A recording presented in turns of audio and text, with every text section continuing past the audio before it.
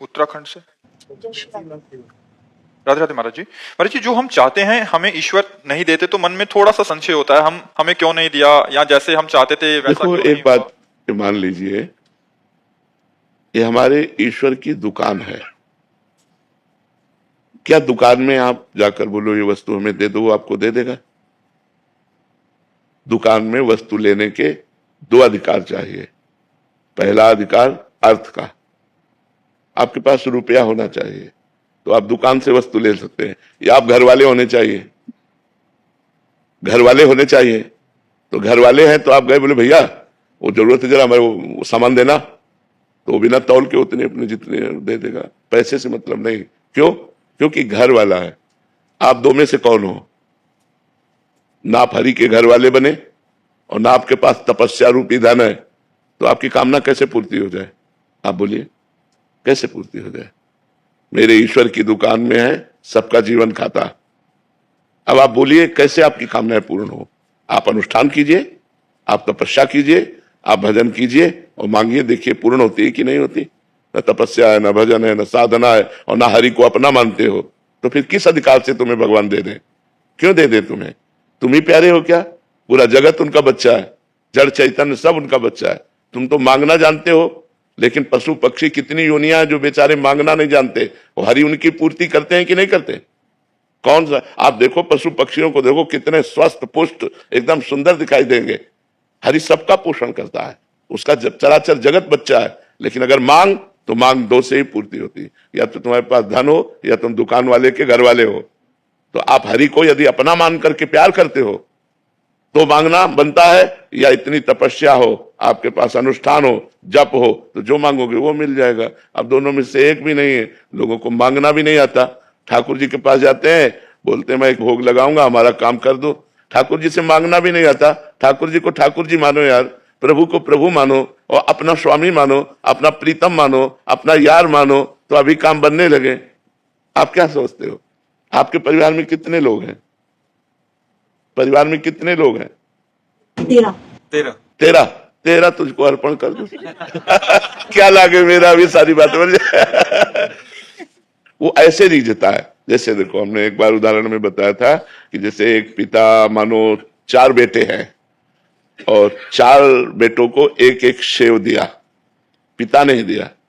अब उसमें से एक बेटे ने दौड़ करके गोद पर चढ़कर कहा पापा आप पाओ ना, और पापा के मुंह पे लगा दिया। अब पापा क्या करेंगे? उसके हाथ से सेव ले लिया और अपने हाथ से उसको पवाएंगे। अब जो दुलार इस एक को मिलेगा वो 3 को नहीं मिलेगा। पिता की ही वस्तु तो दियम वस्तु गोविंदम, लेकिन हम दौड़कर भगवान को पहले भोग लगाया और फिर प्रसाद पाया, तो हम भगवान के कृपा पात्र बन जाएंगे। तो हम भगवान को अगर इस तरह से कि हम आपको 1 किलो लड्डू चढ़ाते, तो भूल मत करो, भगवान को लड्डू पेड़ा नहीं चाहिए। भगवान अनंत ब्रह्मांडों के स्वामी है, उनको तुम्हारा भाव चाहिए।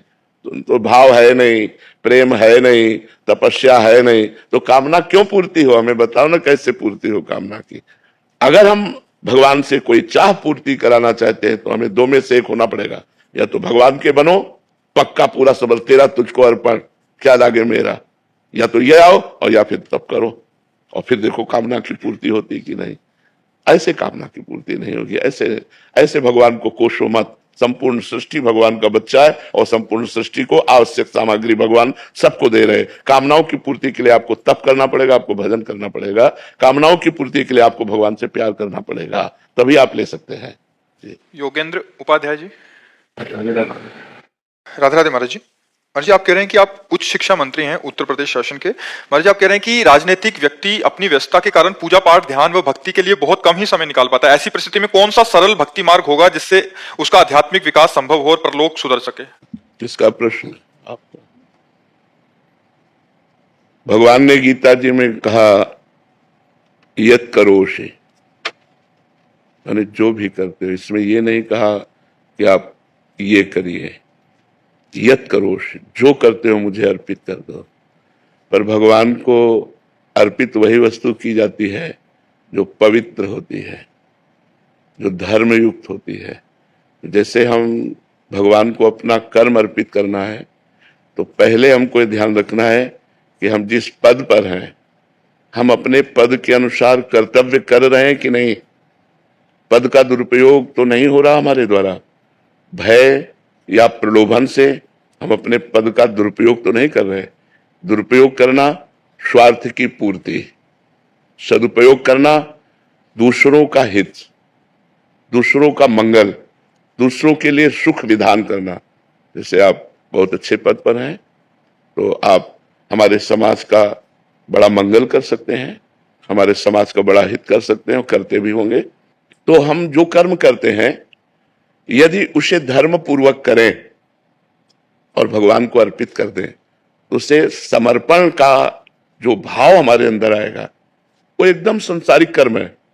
आप बिल्कुल उसमें ये मत जाइए कि भागवतिक कर्म ही समर्पित किया जाता है, नहीं। भगवान ने कहा यद करोषि, जो आप कर रहे हैं, ये तो सर्वाणि कर्माणि मयि सन्न्यस्य मत्पराः अनन्ये नैव योगेन माम ध्यायन्तु उपासते। भगवान ने कहा ये तू सर्वाणि, न धर्माणि कहा न पुण्यानि कहा, भगवान ने कहा ये तू सर्वाणि। अब सर्वाणि में पाप कर्म नहीं आएंगे, क्योंकि कर्म शब्द तभी सार्थक होता है जब पाप रहित होता है। अगर वो उसमें पाप जुड़ जाता है तो कुकर्म हो जाता है। तो ये तू सर्वाणि कर्माणि, कुकर्म नहीं। अगर वो अधर्म युक्त हो गया तो पापाचरण अशुभ कर्म बन जाता है। तो हमारे द्वारा सावधानी ये रखनी है कि अधर्म ना बनने पावे, पापाचरण ना बनने पावे, किसी भी तरह का प्रलोभन हमारे माइंड को, हमारी बुद्धि को लुभायमान न कर पावे, हम अपने धर्म से विचलित ना रहें। तो वो कर्म जब हम भगवान को समर्पित करते हैं तो भागवत धर्म बन जाता है, वो हमें भगवत प्राप्ति के योग्य बनाने लगता है। और कहीं कर्म करते हुए नाम जप हो तब तो फिर क्या कहना, फिर तो और विजय प्राप्त हो गई। और हम ये कहते हैं कि हर समय हम कर्मानुष्ठान में ही नहीं रहते, बहुत सा समय हमें ऐसा मिलता है जो हम व्यर्थ में नष्ट कर देते हैं। जैसे हमारे पास 24 घंटा होते हैं तो हम 6 घंटे अधिक से अधिक सोते होंगे या 7 घंटे, क्यों? कम ही सो पाते हैं। कम ही सो पाते हैं, कह रहे। हाँ, कम ही सो पाते, बहुत अच्छी बात है। हम तो बिल्कुल आखिरी हद कहते हैं कि 6 घंटे या 7 घंटे बहुत सोने वाला होगा, नहीं तो 5 घंटे 4 घंटे, जो जैसी साधना में युक्त है उतना। इसके बाद हमारे पास जो मानो हम 6 घंटे जोड़ लेते हैं, हमारे पास 18 घंटे बटे, 6 को 24, 4 विभाग करते हैं तो 18 घंटे बचे, 6 सोने में चले गए। 18 घंटे में हम 12 घंटे सेवा रख लें, 12 घंटे काम रख लें, बहुत बिजी कार्य 12 घंटे। हमें लगता है कोई मुश्किल ही 12 घंटे कार्य करता होगा बराबर अनवरत, नहीं तो थोड़ा काम किया फिर विश्राम, थोड़ा काम किया फिर विश्राम, ऐसे। तो जब हमें विश्राम की स्थिति मिली तब तो नाम जप कर सकते हैं। और हम 12 घंटे अगर लगातार सोच लेते हैं तो 12 और 6 18 घंटे हो गए।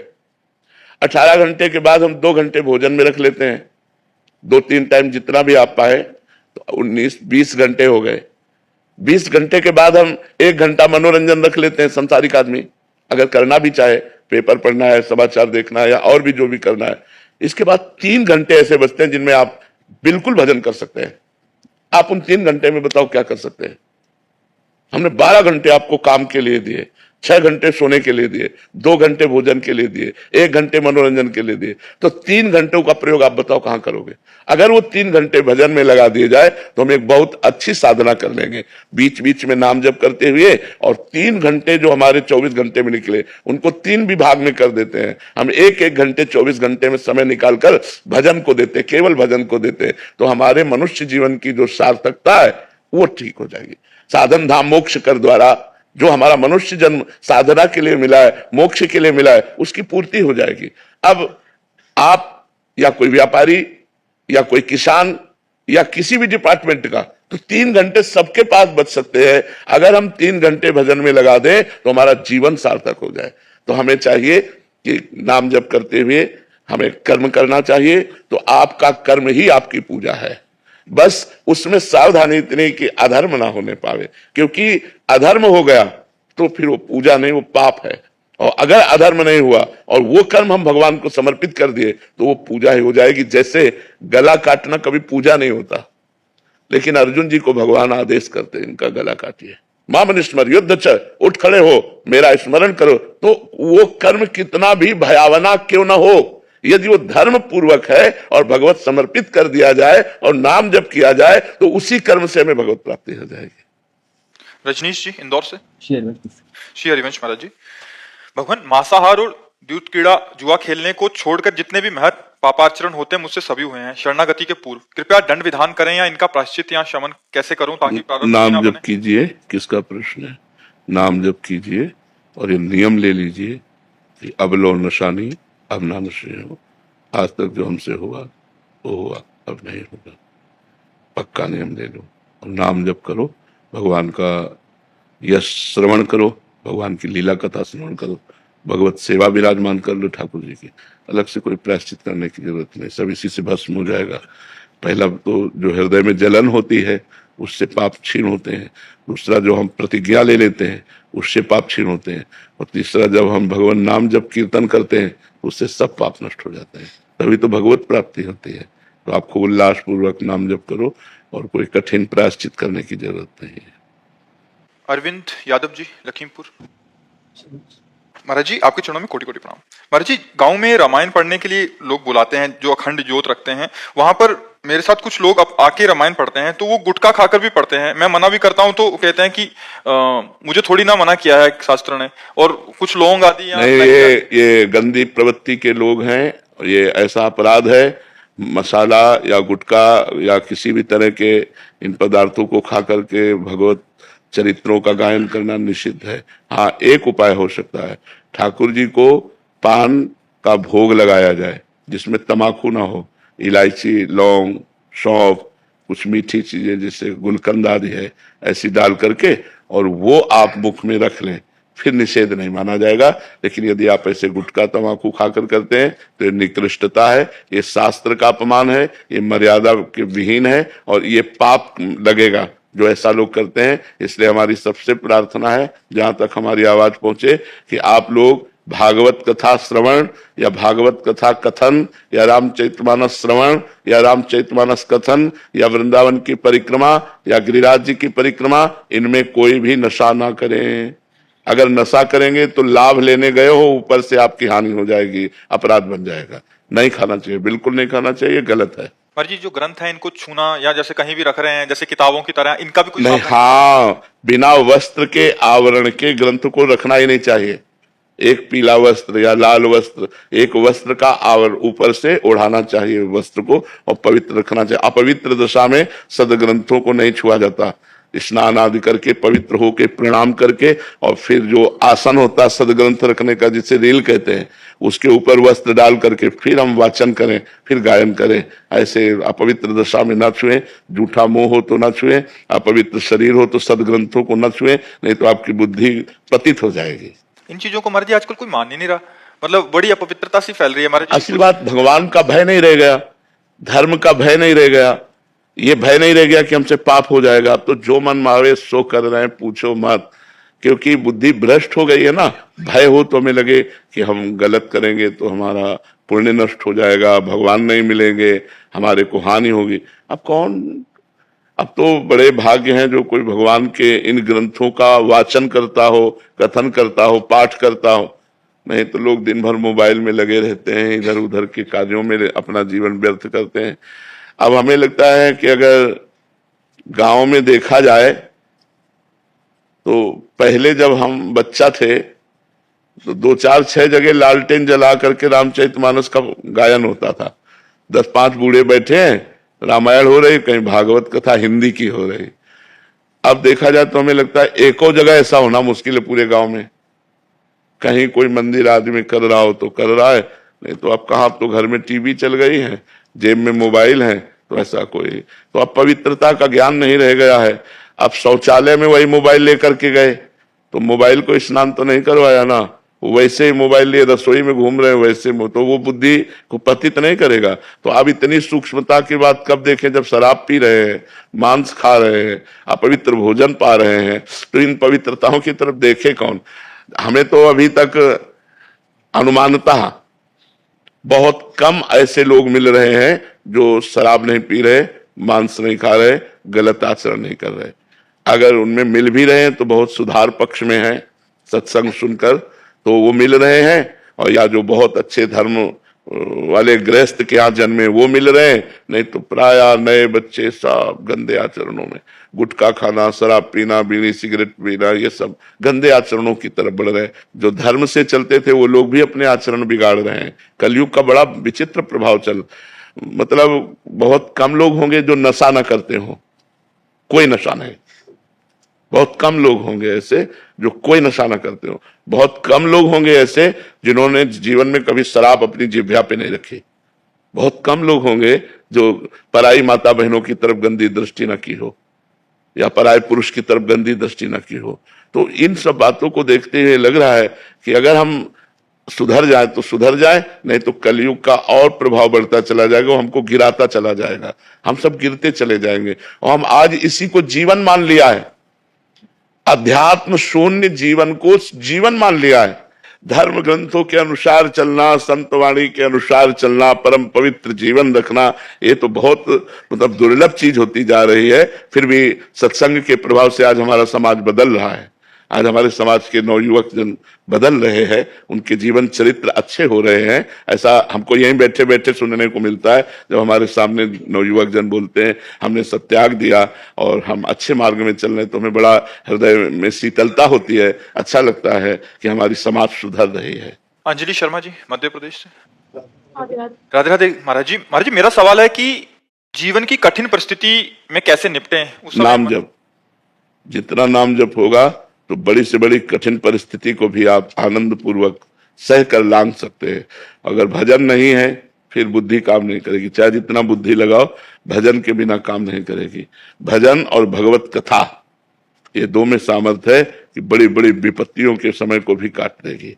अगर हम भगवत कथा सुनने में रुचि रखें और नाम जप में रुचि रखें तो बड़ी से बड़ी समस्याओं का समाधान मिल जाएगा। खुद अनुभव की बात कहते हैं कि बड़ी बड़ी कठिनाइयों में, बड़ी बड़ी परेशानियों में भी जो आपको परेशान ना होने दे, दुखी ना होने दे, वो है भगवान का नाम। जो आपको नाम प्रिय हो वो खूब नाम जपिए, उसी से आपको अध्यात्म बल मिलेगा। उसी शीतलता से आप बड़ी बड़ी जो जलन है, ताप है, उनको आप पार कर जाएंगे। जा सुनाम भव भेषज हरन घोर त्रय शूल, दैहिक दैविक भौतिक तीनों तापों को नष्ट करने की सामर्थ्य भगवान के नाम में। जा सुनाम भव भेषज हरन घोर त्रय शूल, तीनों प्रकार के ताप, चाहे शारीरिक हो, चाहे मानसिक हो, चाहे दैविक, सब प्रकार के तापों का शमन करके, हृदय को आनंदित करके और संसार से उद्धार करवा दे, वो भगवान का नाम है। इसलिए नाम जप करो तो बड़ी से बड़ी कठिन परिस्थिति भी आपको परास्त नहीं कर पाएगी। ये भक्तों के चरित्र में देखो मीरा जी का चरित्र, कितना कठिन परिस्थिति, जहर तक पिलाया गया। देखो प्रहलाद जी का चरित्र, अग्नि में जलाया गया, जहर पिलाया गया, कितना कितना कष्ट दिया गया। देखो कितनी कठिन परिस्थिति ठाकुर हरिदास जी के ऊपर, 22 बाजारों में मार कोड़े, उनकी खाल खींच ली गई। किस बात के लिए? केवल भगवान नाम जप। तो किसने संभाला? नाम जप ने। भगवान का नाम जप करते थे, उसी के बल से सब कुछ सह गए और पुनः बड़े बड़े सम्राट आकर उनके चरणों में घिरे, क्षमा याचना की। इसलिए नाम जप सबसे बड़ी सामर्थ्य है। गोपाल रामविलास गुप्ता जी।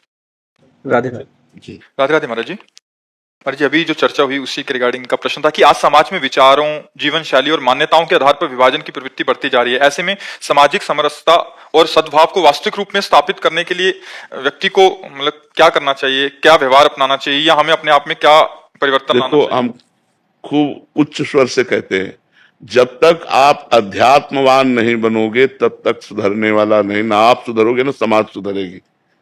आपको अध्यात्मवान बनना पड़ेगा, आपको पवित्र भोजन पाना पड़ेगा, पवित्र आचरण करना पड़ेगा, पवित्र ग्रंथों का स्वाध्याय करना पड़ेगा, पवित्र संतों का संग करना पड़ेगा। इसी से सुधरोगे। अन्यथा अगर ये कोई समझे कि हम समाज को धन देकर या भोग सामग्री देकर या सुविधा देकर सुधारा जा सके तो असंभव है।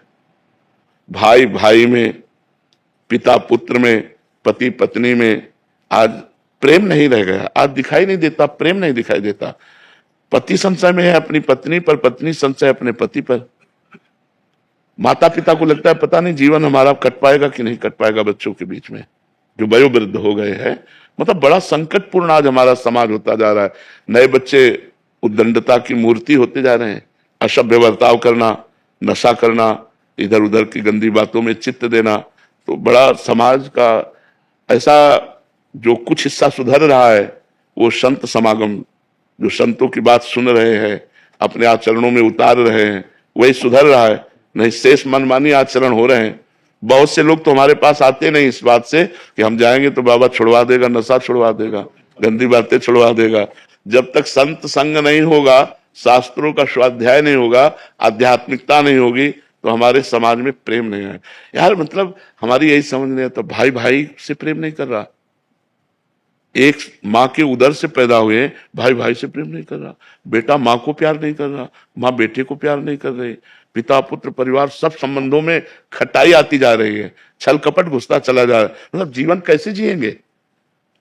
जब आप सोचो, आपको अपनी पत्नी पर विश्वास न हो या पत्नी को आप पर विश्वास न हो, तो आप कैसे जिएंगे? माता पिता पुत्र परिवार आपस में सब मतभेद लाए, कैसे जियोगे? उस घर को नरक बना दिया जाता है जहां छल कपट और प्रेम नहीं होता है, वो घर नरक हो जाता है। तो गृहस्थी तो परम पावन सुख देने वाली होती है। दिन भर मेहनत करके आए, पत्नी ने मुस्कुराकर स्वागत किया, बच्चों को गोद में दुलाराया और बूढ़े माता पिता के चरण छुए, उनकी सेवा की, बड़ा आनंद में खुशहाल परिवार। यही जीवन गृहस्थी का। अब खुशहाल कैसे रहे? सब सुविधा है लेकिन अपने भाई से द्वेष है, अपने भाई की उन्नति सहन में नहीं आ रही, अपने भाई की। तो हमें तो बड़ा आश्चर्य लगता है कि कलयुग महाराज की बड़ी विचित्र लीला। कल है पति पत्नी में झगड़ा, भाई भाई में झगड़ा, मतलब बहुत विचित्र दशा है। अगर संभला जाए तो आनंदमय जीवन हो सकता है, नहीं तो बड़ा आश्चर्य में है। बड़ी ऊंचाई से लेकर नीचे तक जो है इसका प्रभाव है। तो हमें लगता है कि अगर हम अध्यात्म से नहीं जुड़ेंगे तो हमारे द्वारा ऐसी गलतियां होती रहेंगी।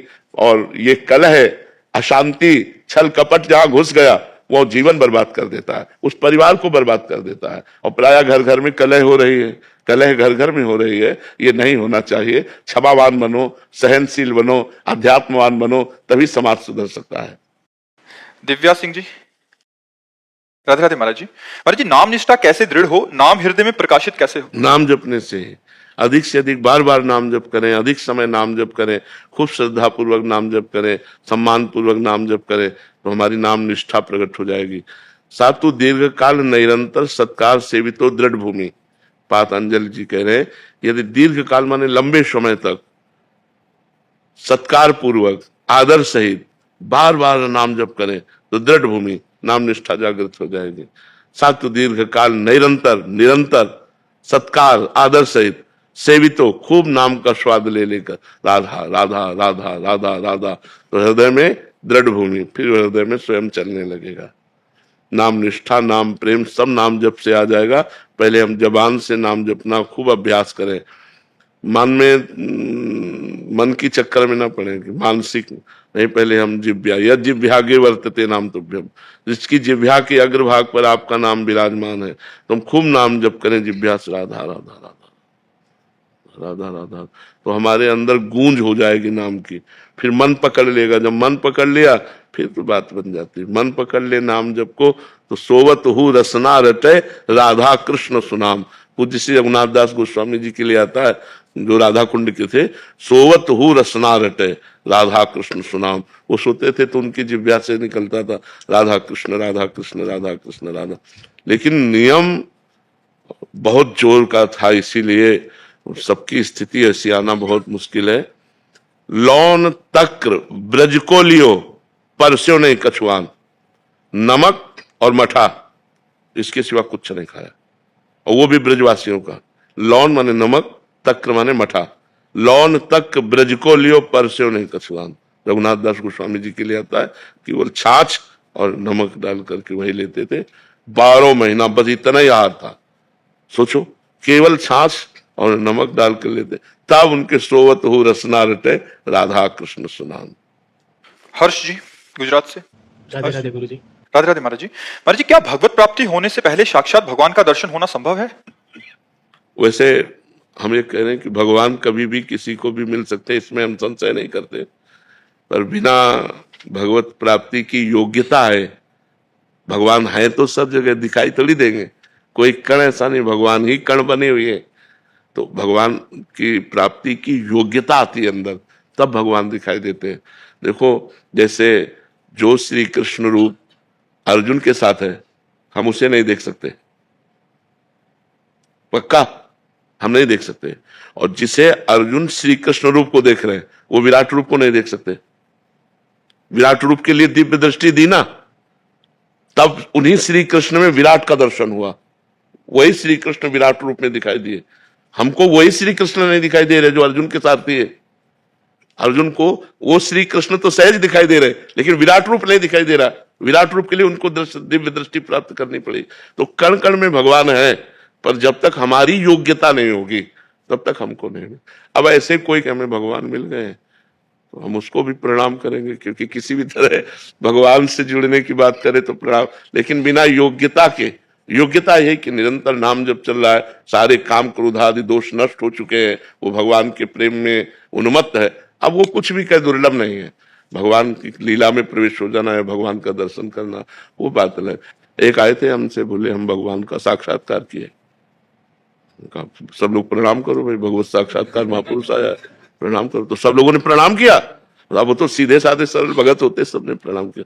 थोड़ी देर बैठा रहा, उसने कहा कोई हमारी बात मानता नहीं है और हमको लोग उपहास करते हैं, हम कोई भगवत प्राप्त मानते नहीं है। तो फिर हम उनसे कहा, लोग अभी दिखाई दे रहे हैं, अभी मान की चाह है, अभी आपको यश की चाह है, आपको भगवान मिल गए। ऐसे बातें बना लेना बहुत सरल है, लेकिन काम पर विजय प्राप्त करना, क्रोध पर विजय प्राप्त करना, मोह मद मत्सर, इन दोषों पर, तब भगवत प्राप्ति की योग्यता होती है। भगवत प्राप्ति षट विकार जित अनघ अकामा, पाप रहित, कामना रहित, 6 विकारों पर विजय प्राप्त। काम क्रोध लोभ मोह मद मत्सर, षट विकार जित अनघ अकामा। कहाँ है षट विकारों पर विजय प्राप्त करना? कोई खेल तमाशा? काम क्रोध लोभ मोह मद, पूरा जीवन साधु महात्मा अपना लगा देते हैं इसी पर कि कोई विकार हमारे अंदर न रह जाए, कोई दोष न रह जाए। तो ऐसे बात अलग है। लेकिन अगर भगवान चाहे तो किसी को भी भगवान कृपा कर सकते हैं। भगवान का नियम नहीं है कि वो आपसे भी मिल सकते हैं, अभी मिल सकते हैं, क्योंकि मालिक है, कभी मिल सकते हैं किसी। पर जब आपसे मिलेंगे तो आप बता नहीं पाएंगे कि आपको भगवान मिले।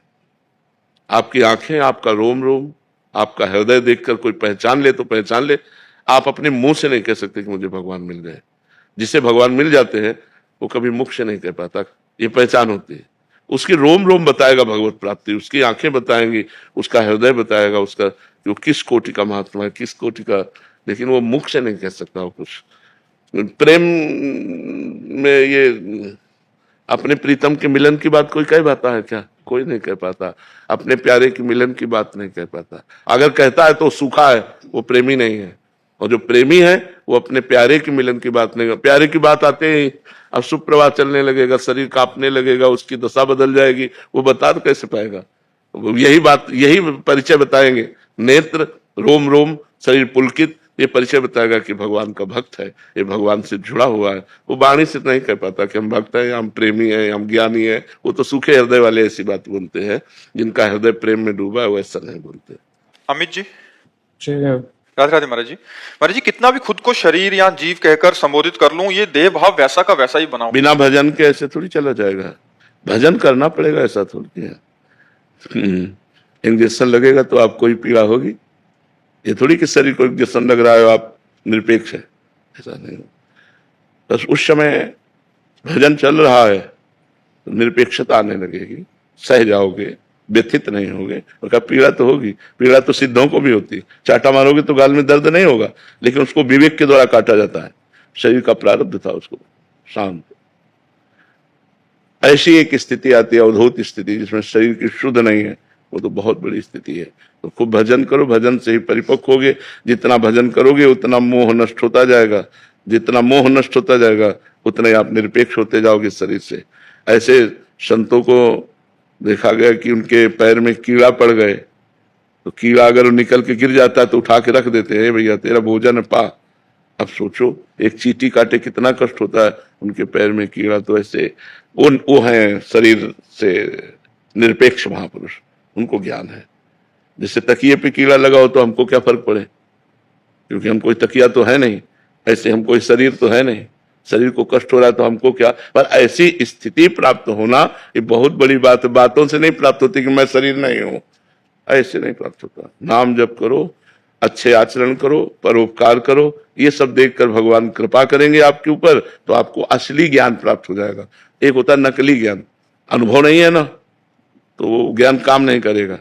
असली ज्ञान होता है जो हृदय से उत्पन्न होता है, जो भजन करने से, तपस्या करने से, व्रत अनुष्ठान करने से, भगवत आराधना से जो ज्ञान होता है वो माया का नाश करता है। अगर पढ़ लिख करके ज्ञान होता तो बहुत लोग माया का नाश कर लेते, लेकिन वो ऐसे नहीं होता है। नायमात्मा प्रवचनेन लभ्या न मेधया न बहुना श्रुतेन। ये आत्मज्ञान न बहुत प्रवचन करने वाले को होता है, न बहुत सुनने वाले को होता है, न बहुत बुद्धिमान को होता है। आत्मा जिसे वर्ण कर लेती है उसे होता है। तो खूब डट के भजन करो, तब शुद्ध ज्ञान प्राप्त होगा। अदिति जैन जी मथुरा से। राधे राधे महाराज जी। गुरु जी, असली सुख किसमें है, मनोकामनाओं को पूर्ण करने में अथवा नहीं? असली सुख है मनोकामनाओं की त्याग में, जिसे शांति कहते हैं, सुख कहते हैं। भगवान गीता जी में कहते हैं त्यागात् शांति अनंतरम। भोगों की इच्छाओं का त्याग करने से ही शांति और सुख की प्राप्ति होती है। और हम लोगों की बुद्धि उल्टा प्रेरणा देती है कि जो भोग की इच्छा हो अगर भोगने को मिल गया, सुख मिल गया, ऐसी मान्यता होती है। नहीं, त्यागात् शांति अनंतरम। जाहि न चाहे कबहु कछु, तुम सन सहज स्नेह बसहु निरंतर तासुर शोर आवरण निजगे। जिसे कोई चाह नहीं होती, भगवान से उसका सहज में प्रेम हो जाता है, और जिसका भगवान से सहज प्रेम हो जाता है उसके हृदय में भगवान प्रकाशित हो जाते हैं। जब हृदय में प्रकाशित होते हैं तो जड़ चैतन्य सब में भगवान का दर्शन होता है। तो भगवत प्राप्ति से बढ़कर कोई सुख तो है नहीं। तो शांति और सुख की प्राप्ति कामनाओं के त्याग में है, ना कि कामनाओं के भोग में। ये अच्छी तरह से समझ लो। हमारी बुद्धि हमको उल्टा सिखाती है, ये कुमति है। वो कहती है कि भाई मन ने कहा ये भोग लो, सुख मिलेगा। बस इसी में हम गिरते चले जा रहे हैं। यही गलती हमारे को बार बार इस दुखालय संसार में दुख भोगने के लिए मजबूर कर देती है। इसलिए भगवान का नाम जप करो, और जो इच्छाएं सद हो, धर्म पूर्वक हो, उनको तो भोगो, और जो अधर्म पूर्वक हो उनका त्याग कर दो। इच्छाओं के सब इच्छाएं नहीं त्याग की जाती। अब जैसे हमें प्यास लगी, हमारी इच्छा हुई कि पानी पीना है, तो हम पानी पिएंगे। अब हम कहाँ पीना है, कैसे पीना है, ये सब समझ बूझ के अपनी प्यास बुझाएंगे। इसमें कोई भूख लगी है, ये सही धर्म की इच्छा है, हम देखेंगे कि हम भिक्षावृत्ति के द्वारा पवित्र अन्न लेकर हम अपने उदर का पोषण करेंगे, या धर्म के द्वारा कमाकर गृहस्थ धर्म में हम अपने उदर का पोषण करेंगे। अब काम वेदना सता रहे तो गृहस्थ धर्म में हो, अपनी पत्नी है, कोई पाप नहीं। विरक्त धर्म के लिए तो वो अलग ही मार्ग है, वो उन सबको सहता है। इसलिए जगत तो नमस्कार करता है। विरक्तों को, संतों को जगत नमस्कार क्यों करता है? कि जहां हम सहन नहीं कर पाए वहां आप सहन करके निकल गए भगवान की तरफ। तो आपके चरणों में पूरा संसार संतों के चरणों में झुकता है। तो अब गृहस्थ धर्म में जैसे अपनी पत्नी से पाप नहीं है, लेकिन पराई पत्नी की तरफ दृष्टि भी अगर दूषित दी तो पाप दृष्टि हो गई, क्रिया हो जाना। तब तो नरक की मतलब पूरी तैयारी कर ली उसने। त्रिविधम नरक सेदम द्वारम नासन मात्मना कामः क्रोधा तथा लोभा तस्मादेत्यम त्यजेत। 3 नरक के द्वार भगवान श्री कृष्णचंद्र जी ने बताए, काम, क्रोध और लोभ। अगर इनमें फंसे रहोगे तो पक्का नरक जाना पड़ेगा। तो अब काम नरक का भी द्वार है, और काम धर्म का भी स्वरूप है।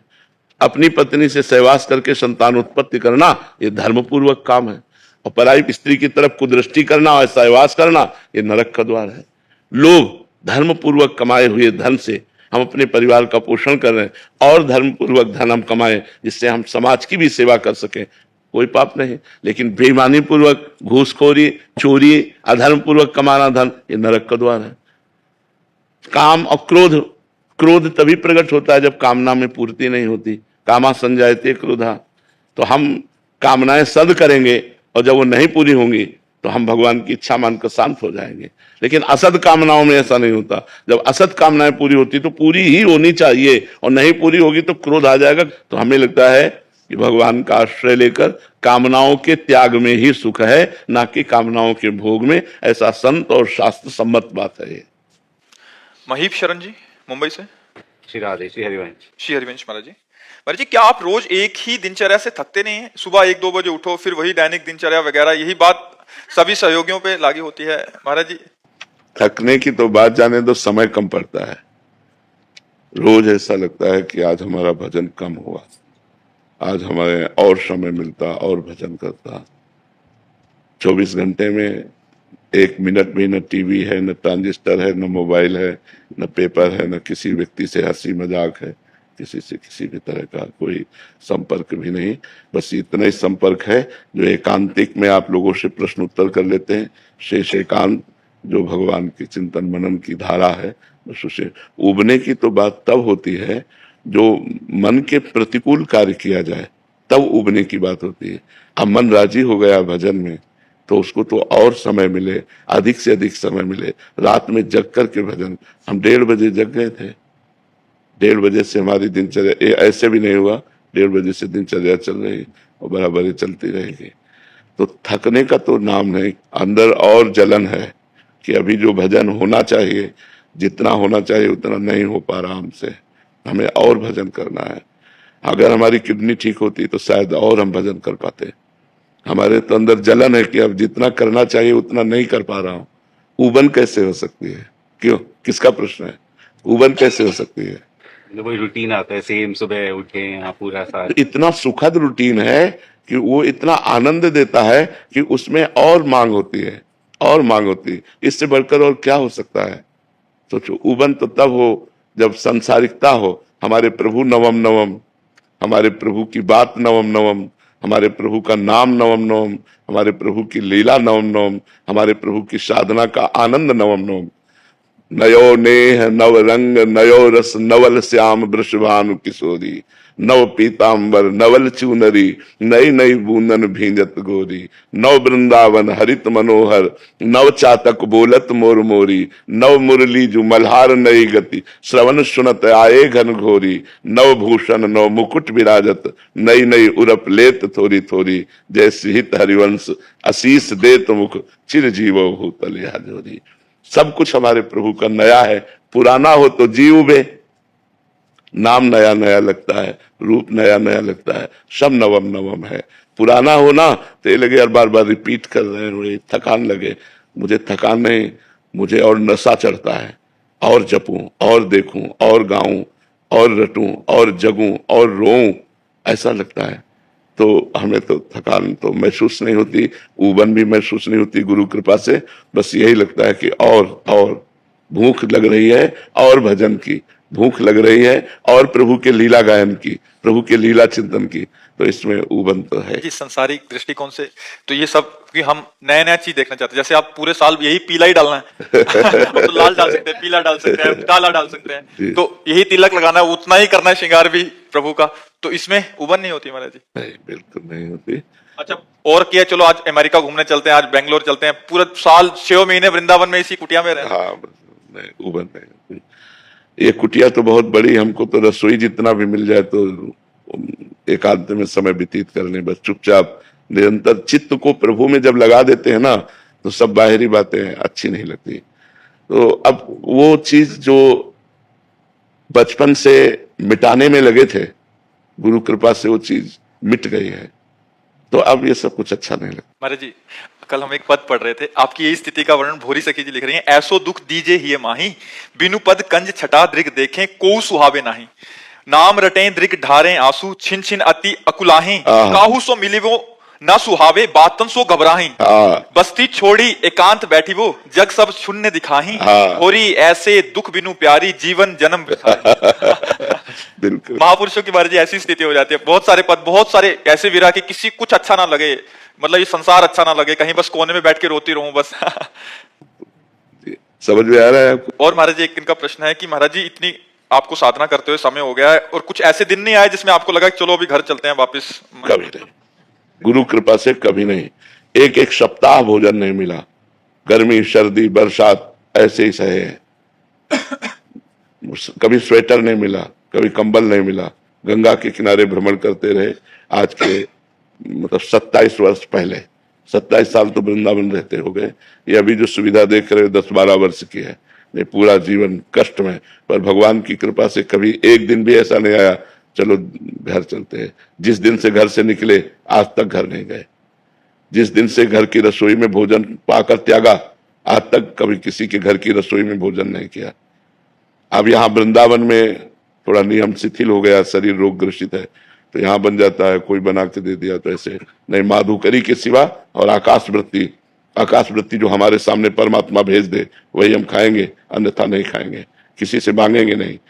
बहुत आनंद का विषय है, चूंकि अब आप लोग ऐसे संसार में लगे हो तो वहां से देखने पे लगता है कि यार हाँ ऐसा दुख को हमने अपना साथी चुना है, अपना मित्र चुना है। तो सुख की अगर चाह होती तो दुख से ऊब कर घर भाग जाने की बात होती। जब मैंने दुख को ही अपना मित्र माना है तो सुख की चाह ही नहीं है, सांसारिक सुख की चाह ही नहीं है। सुविधा ये सब हम इन सुविधाओं के अधीन नहीं है, ऐसी फैसी ये सब सुविधा इसके। तो आज शरीर रोगग्रस्त है इसलिए इसे स्वीकार किए, नहीं खड़वा के बाहर फेंकवा देते। हमारा स्वभाव ऐसा था। पर अब प्यास लगती है, पानी लिमिट में पीना है, इसके लिए हमें ठंडे वातावरण में रहना है जिससे हमें अधिक प्यास न लगे। और बोलने की सेवा है और इसमें प्यास लगती ही है। तो दुख को ही हमने अपना साथी चुना है, हमने कभी सुख की आकांक्षा नहीं की। जतिन जी दुबई से। श्री हरिवंश। शेरवंश महाराज जी आपने कहा था कि 1 करोड़ नाम जप से शरीर निष्पाप हो जाता है, पर हम एक साथ इतना नाम जप नहीं कर सकते। रोज थोड़ा थोड़ा जाप करें तो क्या ये सब हमारे खाते में जुड़ता जाएगा? जैसे 1 करोड़ नाम जप कोई बहुत नहीं होता है, यदि लगन पूर्वक करो तो ज्यादा नहीं होता है। एक दिन में 3 लाख नाम जप किए जा सकते हैं। जब हम अधिक प्रयासरत होकर नाम जप करें तो एक दिन में 3 लाख नाम जप किए जा सकते हैं। तो 1 करोड़ कितने दिनों में होगा? लगभग 1-1.25 महीने में हो जाएगा। तो कोई खास बात नहीं है। अगर हम 1 लाख नाम रोज जप करें तो महाराज जी लगभग 3.5 महीने में। क्या इस जीवन को पवित्र करने के लिए हम 3.5 महीने नहीं लगा सकते? और 1 लाख नाम जप करेंगे तो आपको 10 घंटा कम से कम टाइम मिलेगा काम करने का भी। हम लगन लगावे ना, हम इतनी संख्या सोच करके परेशान क्यों हो जाते हैं? अरे अगर हम श्वास कई नाम जप करें तो बिना प्रयास के 1 करोड़ हो जाएंगे, कोई प्रयास करना नहीं पड़ेगा। और देखो 1 करोड़ ये तो बाहरी बात है। अगर हम आर्त होकर आंसू बहाते हुए 10 बार भी राधा राधा बोलेंगे ना तो 1 करोड़ वाले को मात कर देगा। 1 करोड़ की एक संख्या पूरी की तो एक रो के जप रहा, किशोरी जू ठाकुर जू मुझे दम से कुछ नहीं हो पा रहा, राधा राधा राधा राधा। तो जो करोड़ नाम से होता ना 10 नाम से भी हो जाएगा। एकदम कनेक्शन मिला करके अगर एक नाम लिया जाए तो करोड़ नाम को फेल कर देगा। एक नाम त्रैलोक हितारे, पर वो कनेक्शन पूरा अंदर का पूरा चिंतन प्रभु में, पर वो अभ्यास करते करते होता है, ऐसे थोड़ी हो जाता है। तो अगर हम अभ्यास करें तो 1 करोड़ बहुत नहीं होता है। और जो हम नाम ले रहे हैं वो हमें पवित्र कर रहा है, विश्वास करो। गंगा जी में जो पवित्रता है, पापनाश शक्ति है, वो भगवान के चरणों से ही है, क्योंकि गंगा जी भगवान का चरण धोवन है। तो भगवान के नाम में अपार सामर्थ्य है। यदि हम भगवान का नाम जप कर रहे हैं तो अपवित्र पवित्रो वा सर्वावस्थांगतो पिवा यह स्मृत पुंडरीकाक्षम सवायाभ्यंतर शुचि। वो वाह है और अभ्यंतर, भीतर और बाहर दोनों से पवित्र हो जाता है जो भगवान का नाम जप करता है। तो अधिक समय नाम जप करते करते कार्य करो, अभ्यास कर लो। जो कार्य करना है नाम जप करते हुए करो। बिना माला के बिना काउंटर के भी तो जप होता है। भगवान से कह दो आप गिन लेना, हम तो धुआंधार जप रहे हैं, राधा राधा राधा राधा राधा। महाराज जी कनेक्शन कैसे बना जाए भगवान से? जो बनना चाहिए वो बन नहीं रहा है। हाँ, बनना चाहिए वो बन नहीं रहा। पहले कनेक्शन कटे ना। मैं महाराज जी मैं रहता हूँ दुबई में, तो वहाँ अकेला रहता हूँ, फैमिली मतलब मैं और हस्बैंड वाइफ है। इससे कोई फर्क नहीं पड़ता कि आप दुबई में रहे, आप अमेरिका में रहे, आप हमारी गोपाल जी की भूमि में रह रहे हैं, हमारे भगवान की भूमि में रह रहे हैं, इससे कोई फर्क नहीं। देखो, देश और उद्देश्य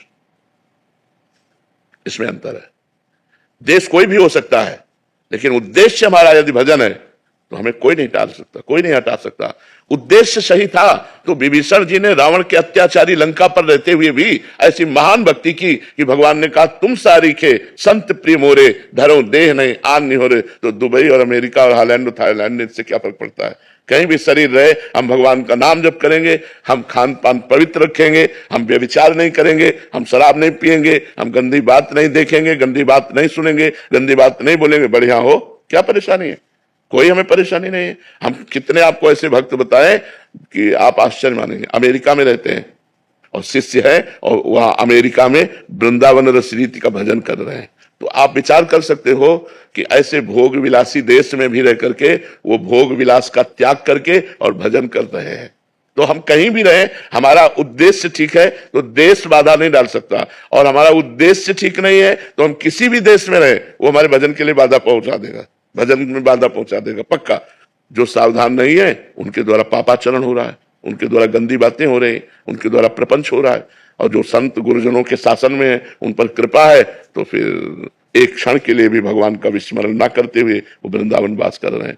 तो अगर हम सावधान नहीं तो वृंदावन में भी हमसे गलती हो जाएगी, अगर सावधान है तो अमेरिका में भी गलती नहीं होगी हमसे। हमें सावधान होना है, हमें नहीं करना है। ऐसे थोड़ा खुले दिमाग का होना चाहिए, ज्यादा उसमें नहीं। चाहे 10 लोग बैठे, 9 लोग मांसाहार है तो 10वें हम अपने अन्न को पा करके जो हमारे पास है हम उसको पा करके मुंह पोछा राधा राधा चल दिया, कोई हमारे अंदर विकार नहीं। ऐसे होना चाहिए, क्योंकि संसार है, अपने अपनी सब रंग ढंग है। अब व्यापारी हो या नौकरी पेशा वाले हो तो अब नहीं घर में भोजन है तो होटलों में ही भोजन पाना पड़ेगा। हाँ, अपने अनुकूल भोजन ले लिया और जो हो रहा है। आपका सत्संग सुन के लास्ट 1 साल से महाराज जी हमने प्याज और लहसुन उधर छुआ भी नहीं, हाँ, बहुत सुंदर, बहुत और ठाकुर जी की सेवा भी है। हाँ, बहुत बहुत सुंदर, बहुत सुंदर है। चिंता मत करो, खूब